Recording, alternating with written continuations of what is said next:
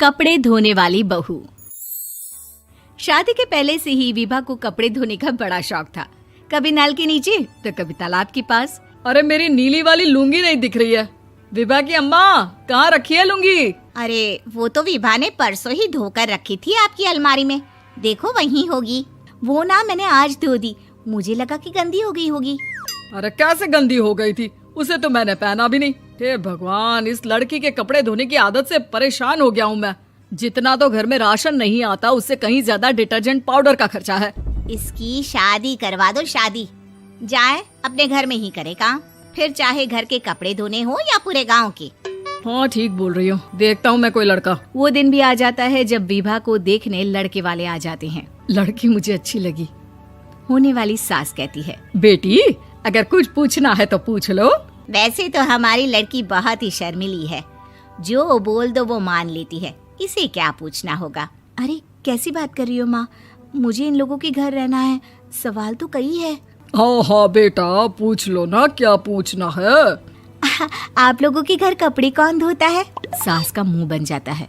देखो, अगर तुम ये कहना चाहती हो कि तुम्हें कपड़े धोने नहीं आते तो सुन लो, कपड़े मैं ही धोती हूँ, लेकिन तुम्हारे आ जाने के बाद मैं रुमाल तक नहीं धोऊंगी। अरे चुप रहना भाग्यवान, बहू बेचारी घर आई नहीं, उसे डराना शुरू कर दिया।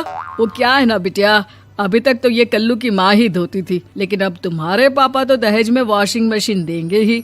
तभी विभा की माँ बोल पड़ती है, सवाल भी पूछा तो क्या। वैसे भाई साहब, मशीन की तो फिर भी कपड़े धोने की कैपेसिटी होती है। मतलब जो बिटिया दे रहे हैं ना विभा, इसे कपड़े धोने का बहुत शौक है। ये आप लोगों के क्या, आस पड़ोस गांव मोहल्ले सबके कपड़े धो दे और उफ तक ना करे। बाहर देखा नहीं आपने कितने कपड़े सूख रहे हैं? सब हमारी बिटिया ने ही तो धोए हैं। बस भी करो ना माँ, शर्म आ रही इतनी तारीफ सुनकर। और तो और एक दाग निकाल कर दिखाओ तो मान जाऊं। हाँ अच्छा, माफ करना बेटा, मैंने गलत समझा।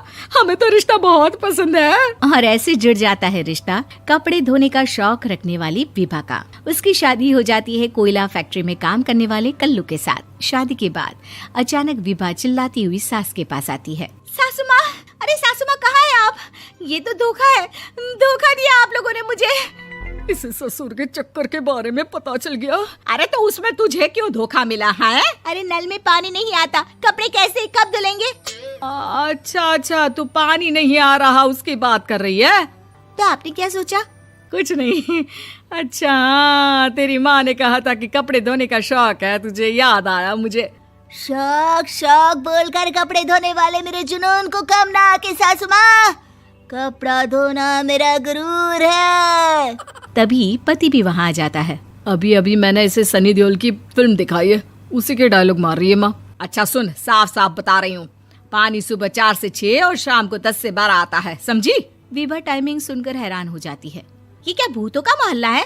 सुबह 4 बजे उठकर कौन कपड़े धोता है? 4 बजे टंकी में पानी जाता है, फिर सारा दिन धोना ना, किसने मना किया? अरे कैसी बात कर रही हैं? 200 लीटर की टंकी में कितने कपड़े धो लूंगी मैं? सुबह ही उठ जाऊंगी मैं। अब क्या था, विभा सुबह 4 से लेकर रात के 12 बजे तक कपड़े ही धोती रहती। एक रोज सास पड़ोस से निकलकर कहीं जा रही होती है कि साथ वाली कहती है, हाँ कल्लू की माँ, जरा ये बताओ कि 2 साड़ी है, 2 ब्लाउज और एक पेटीकोट और एक नाड़े वाला लंबा कच्छा। हाँ तो? अरे तो क्या, कितना लोगी धुलाई ये बताओ। धोबन दिख रहे हैं हम क्या? हमारे पति सरकारी नौकरी से अभी रिटायर हुए हैं और बेटा सुपरवाइजर है कोयला फैक्ट्री में। धोबन समझ रखा है हमें? हाय रे कल्लू की अम्मा, माफ कर दो, वो तो मोहल्ले में यही सब बता रहे थे कि तुमने बहू को कपड़ा धुलवाने के काम में लगा दिया है। सास को पड़ोसन की बात सुनकर गुस्सा आ जाता है। वो घर पहुंचती है जहां घर के बाहर ही इतने सारे कपड़े सूख रहे होते हैं जितने कि किसी धोबन के घर पर। अरे ओ कल्लू की दुल्हन, बाहर निकल। माँ जी यहीं आ जाओ, बाथरूम में चादर धो रहे हैं हम। अरे अभी हम धोते हैं, तुमको बाहर निकलो। ये आस पड़ोस वाले बोल रहे हैं कि हम बहू से कपड़े धुलवा कर उसे कपड़ा धोने वाली बना दिए हैं। अरे छोड़ो ना माँ जी, किन लोगों की बातों में आती हो? आस पास के लोगों का तो काम ही होता है कि वो किसी तरह सास बहू को लड़ा दे। बहू सारे घर के कपड़े धोती है, ये क्या कम है? बोलिए। सास को भी लग जाता है कि वो बहू का ये सनकीपन नहीं छुड़वा सकती, इससे अच्छा है कि खुद ही चुप हो जाए।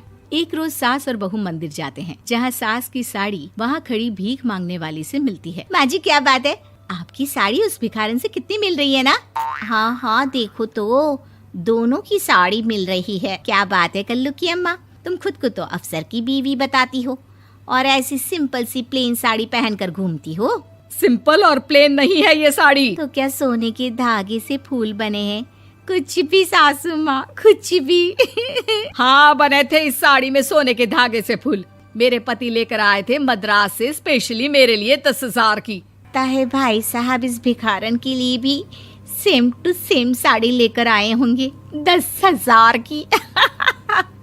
सास उस वक्त तो कुछ नहीं कहती, लेकिन बहू के साथ घर आती है और अलमारी से एल्बम निकाल कर लाती है। ये साड़ी देख रही है, ये वही साड़ी है जिसे मैंने अभी पहना था।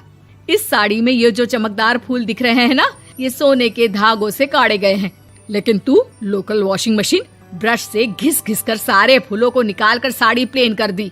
मुझे माफ कर दीजिए सासू माँ। और तो और, जब मैंने तुझे तेरी गलती के लिए कुछ नहीं कहा, लेकिन तूने तो सबके सामने मेरा मजाक ही बना दिया। क्यों? बहू को समझ में आ जाता है कि अब से उसका कपड़े धोना बंद।